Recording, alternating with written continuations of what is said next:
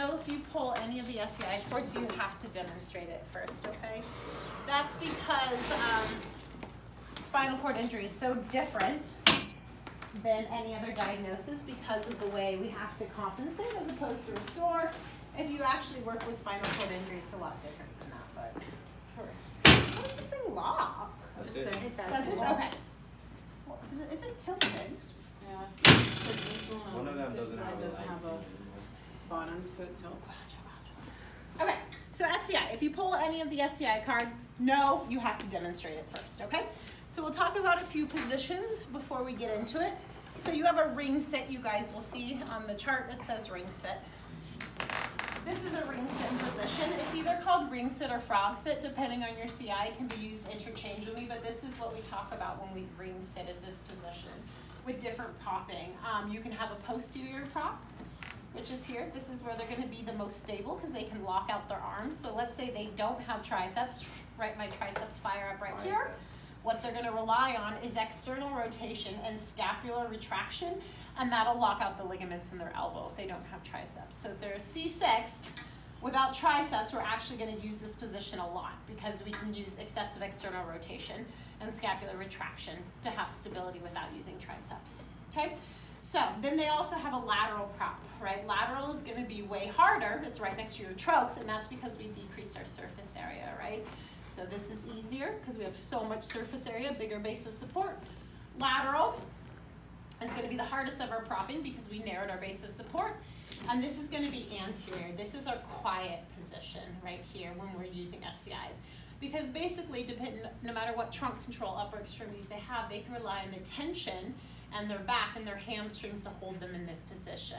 So this will be their quiet position. So in between breaks and whatnot, if you ever treat a tetra, this is where we usually let them hang out because they don't have to use any of their muscles, right? I'm completely shut off right now. It's just the tension in my nice, horrible hamstrings allowing me to rest like that.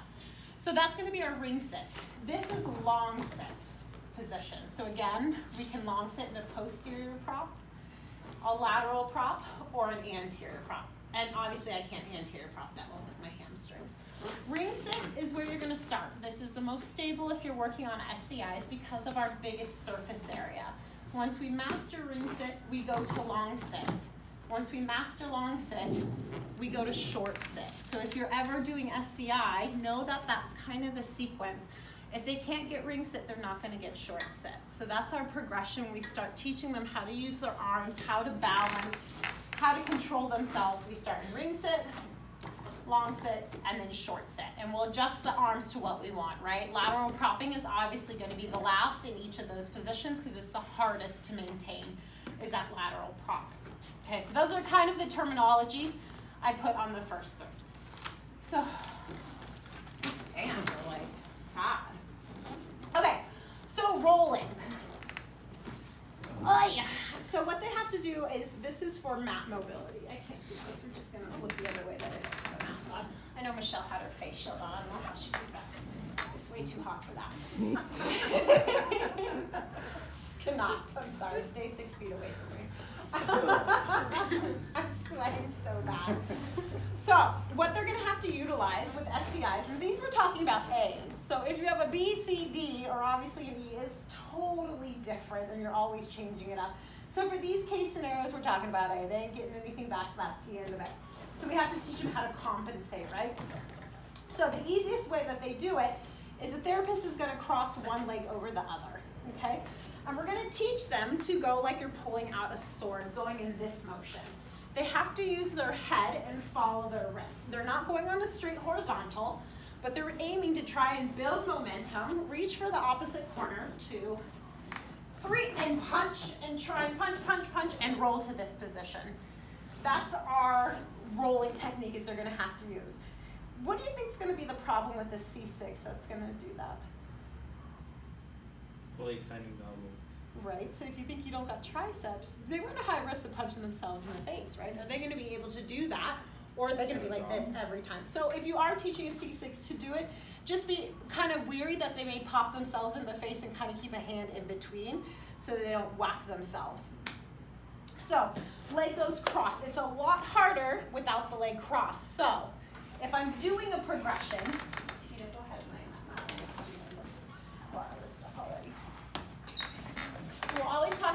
progressions. You guys will, if you pull rolling for your comps, know you will have to demonstrate it. You'll have to give good cueing. You'll have to cross the leg. You will not progress, right? You won't have to worry about that. It's too complex. But if you do work with a tetra, most of them are going to be at rehab. So obviously, if you're not at rehab, you won't see them that much. But even acute or whatnot, or if they go, a lot of tetras don't get this and they go to outpatient to finish it up. So if you're gonna do it, I'm gonna have you just roll on your side since I don't go tech money. And lay back. Maybe start them off on a wedge, right? Because now they don't have the full range that they got to whip over. So we can wedge and cross them. I'm gonna take them through the motion. You're gonna start here and you're really gonna punch it forward up there. So I take them through so they understand that it's at a diagonal. It's not a horizontal because they really have to reach in that diagonal plane to get this shoulder flipped over. Okay, so you're gonna go from here to there. Okay, and then one, and she's gonna build momentum and rock. You gotta cue them, the head follows because they can use their head to flip, right? So let's say she got that, then we take the wedge away, and then they try it again. So they're gonna go, and their head's gonna fall, and they're gonna build momentum. If you don't see them momentuming at all, they're not gonna make it. So let's say they only do one, and then they stop, it won't work. We're using momentum because we don't have core and abs, hip flexors, all of that. Let's say she got that rolling. Now we uncross the leg. So that's gonna be your progression if you ever work with an SCI, Asia A, tetraplegic, for rolling, how we can build them. The hardest part for them is gonna be when they go to roll, is they're gonna have to punch. And what muscle is gonna have to do that? Serratus, right? So SALT 57. So if they're a C4, the chances that they're gonna do this, as you guys remember for your function, is they're not gonna do it. They don't got serratus. So if they're 5, 6, 7, they have that serratus. We just have to teach them how to give that little bit of protraction at the end to punch. So if you pull rolling, remember demonstrate first, is how you're gonna pass it. You're gonna stack their leg, will be the second thing they're doing, just get in the habit of that. You're gonna take them through that diagonal motion and then cue them. Make sure the head is involved, make sure you cue them to punch and they go on the diagonal. When you're demonstrating, do you demonstrate all 3 phases?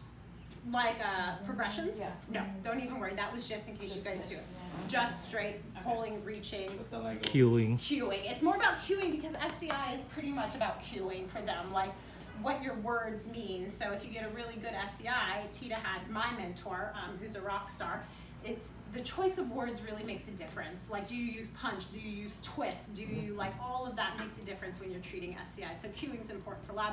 I'm gonna fail you if you don't hit your cues right now. That's ridiculous, but it is important. Okay, if you guys want to practice on these two, they're the only big enough ones. So we have to do like